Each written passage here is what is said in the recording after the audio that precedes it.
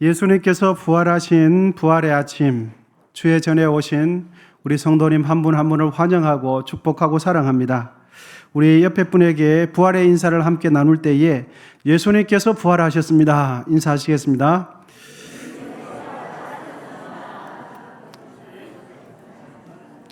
우리 주님의 부활의 그 기쁨이 우리 모두에게 충만하시기를 축복합니다.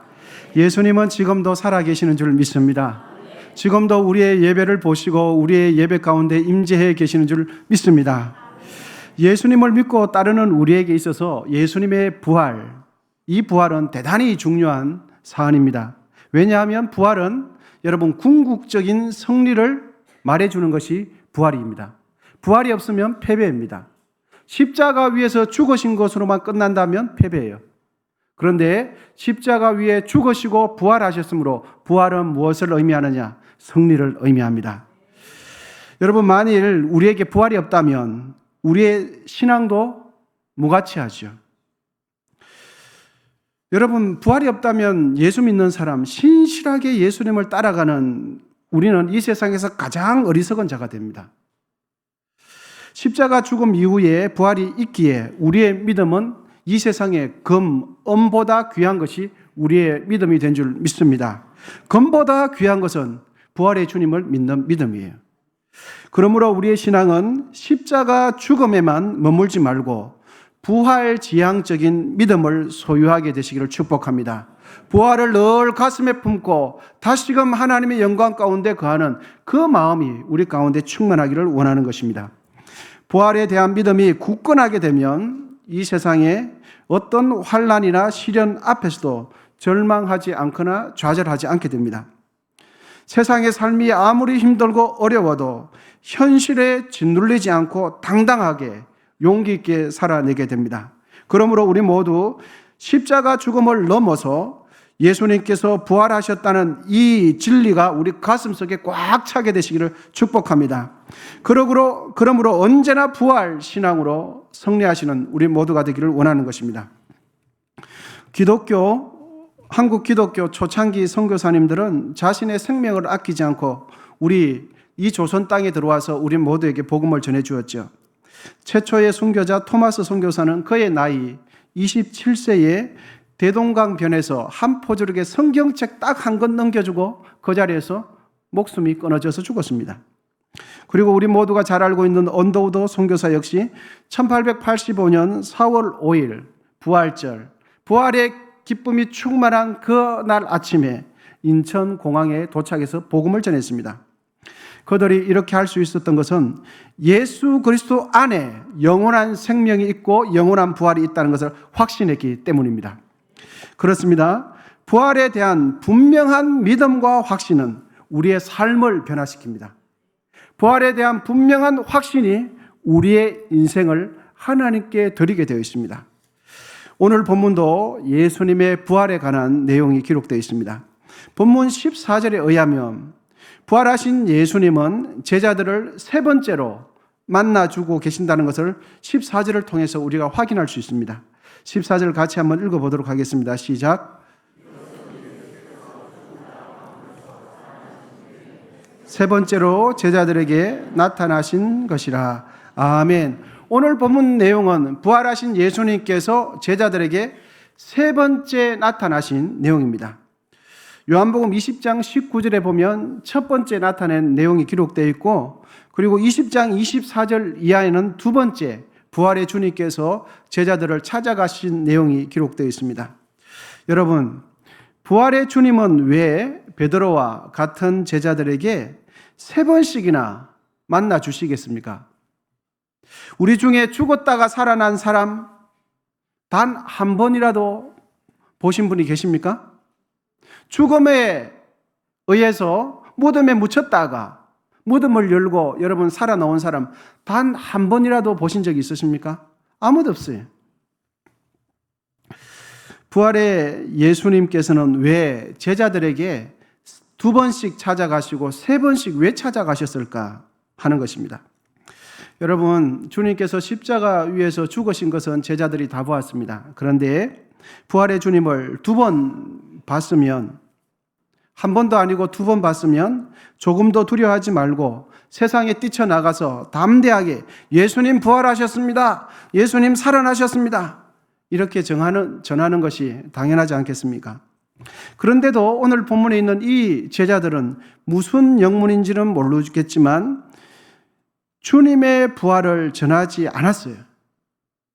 주님의 부활을 경험했음에도 불구하고 마치 아무 일도 없었다는 듯이 갈릴리 호숫가에 가서 예전처럼 물고기만 잡고 있었습니다.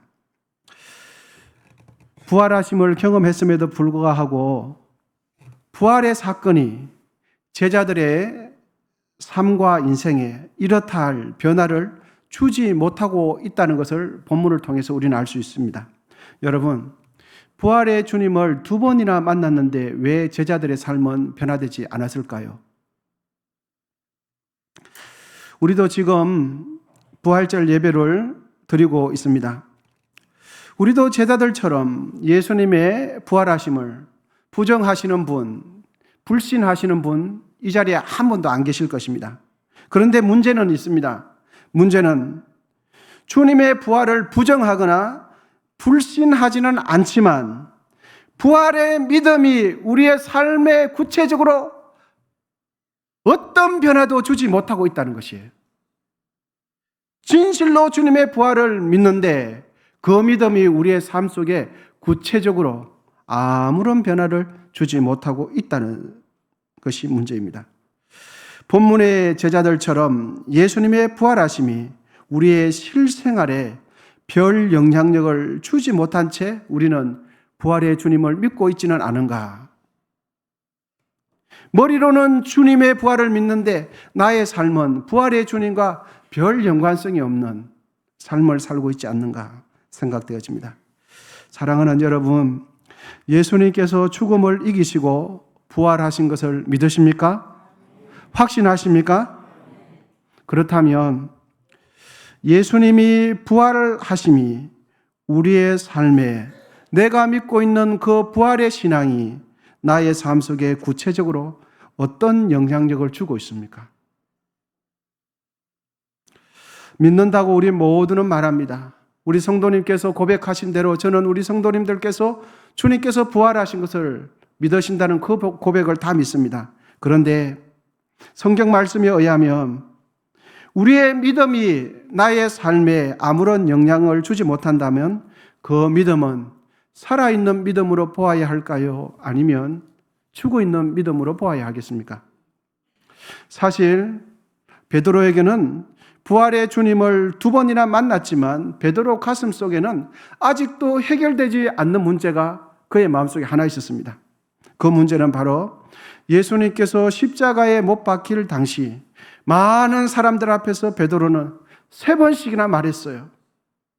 저 사람은 나랑 아무 상관이 없다고, 주님과 나는 아무 관계가 없다고 많은 사람들이 보는 앞에서 예수를 부인했죠.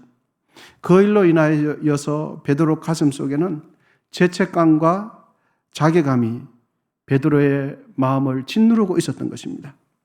베드로 가슴 속에 있는 죄책감, 자괴감은 단순히 예수님께서 부활하셨다라는 이 사실만으로 해결되지 않았어요.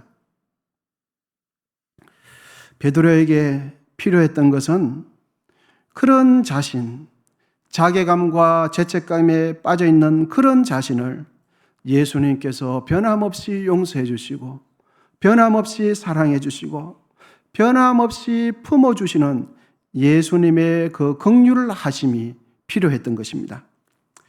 돌이킬 수 없는 실수를 한 이에게 다시는 실수하지 못하도록 더 강한 책망이나 책벌이 필요한 것이 아니라 그보다 앞서는 것은 그 실수를 덮어주는 용서와 긍휼이 우선적으로 필요한 것과 똑같았습니다.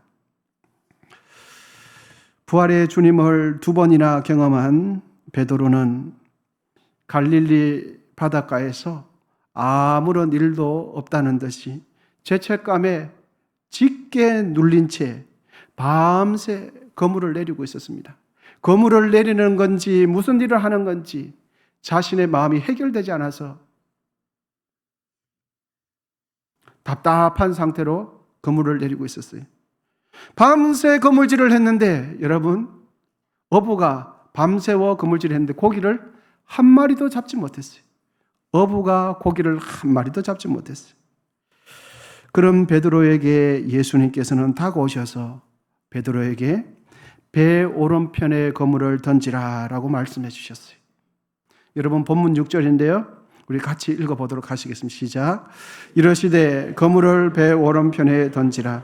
그리하면 잡으리라 하시니 이에 던졌더니 물고기가 많아 그물을 들 수 없었더라. 아멘. 6절과 같은 말씀을 예수님께서 베드로에게 해주셨는데, 그런데 베드로에게는 이와 비슷한 일이 그 이전에도 있었습니다.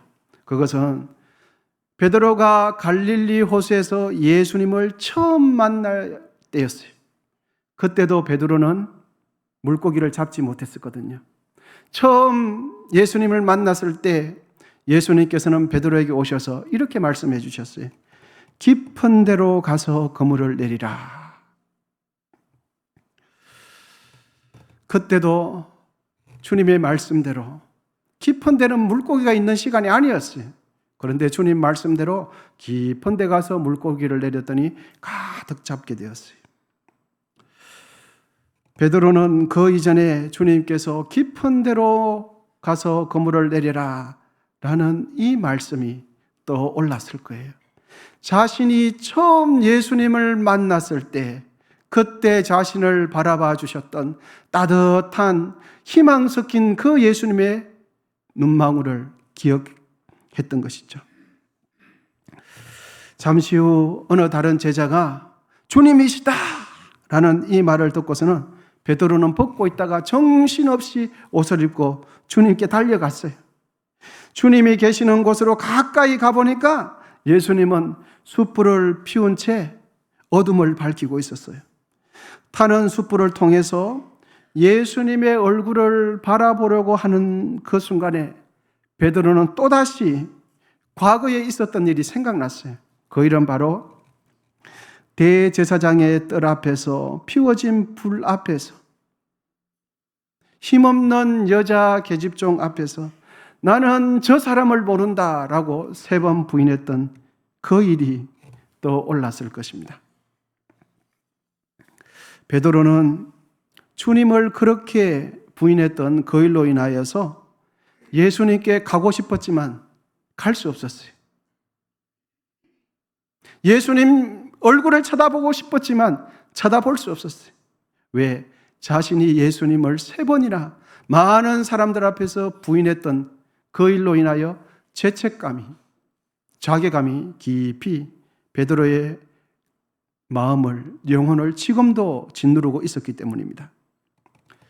바로 그때 주님께 가고 싶지만 가지 못하는 베드로, 바로 그때 우리 예수님께서 그런 베드로에게 말씀해 주세요.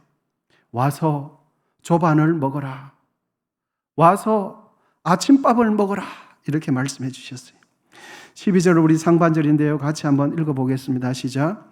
예수께서 이르시되 와서 조반을 먹어라 하시니. 아멘. 베드로는 주님을 사랑했지만 자신이 많은 사람들 앞에서 나는 저 사람을 모릅니다 라고 부인했던 그 일로 인하여서 주님께 가고 싶지만 더 가까이 가지 못하는 베드로에게 이제는 주님께서 와서 너를 위하여 차려진 이 밥상에 밥을 먹어라 라고 말씀해 주신 것입니다. 부활하신 예수님은 3번이나 부인한 베드로를 변함없이 사랑하셨습니다. 변함없이 사랑하였기 때문에 베드로에게 음식을 직접 차려주시면서 죄책감에 눌려있는 그 베드로의 마음을 만져주고 계시는 것입니다. 베드로는 대제사장의 뜰 앞에 피워진 그 불 앞에서 예수님을 모른다고 3번씩이나 부인했지만 예수님은 자신이 직접 불을 피워서 죄책감에 빠져있는 베드로를 부르셔서 그 어떤 말씀도 하시지 않고 아무 말 없이 정성스럽게 아침 밥상을 차려주고 계셨습니다. 베드로는 주님께서 준비한 그 조반 앞에서 가슴으로 펑펑 울었을 것입니다. 베드로의 두 뺨에 흐르는 그 눈물은 주님의 사랑에 대한 감사의 눈물이었을 것입니다. 냉정하게 자신이 살기 위해서 시치미를 뚝 떼고 예수를 모른다라고 말했지만 예수님께서는 배신한 그 베드로를 그때 왜 나를 배반했냐고 묻지도 않으시고 아침 밥상을 정성껏 차려주고 계셨습니다. 이것이 베드로가 부활의 주님을 세 번째 만나는 사건이었습니다. 베드로는 예수님의 십자가 죽음 앞에서 시치미를 뚝 떼며 세 번이나 부인했지만 예수님께서는 부활하신 주님은 그런 베드로에게 세 번씩이나 찾아오셔서 그의 마음속에 있는 상처와 죄책감이 완전히 벗어날 수 있도록 그를 도와주었습니다. 이것이 부활의 주님께서 베드로를 세 번씩이나 찾아가신 이유입니다. 여러분, 부활의 주님은 우리가 과거에 지은 실수, 과거에 행한 과오를 덜추어내면서 그때 왜 그렇게 했냐고 따져 묻지 않으실 뿐만 아니라 지금도 우리 각자를 사랑하고 계신다는 것을 믿으시기를 축복합니다. 과거 일을 묻지 않으세요. 그러므로 과거에 한 실수 때문에 여러분 우리의 가슴속이 짓눌려 있다면 이제는 그 과거의 일로 매이지 마시기를 축복합니다. 더 이상 과거의 상처와 과거의 죄책감에 눌리지 마시고 이제부터 지금부터 부활의 주님과 동행하시기를 축복합니다. 그것이 바로 부활의 주님께서 베드로를 세 번째 찾아가신 이유입니다.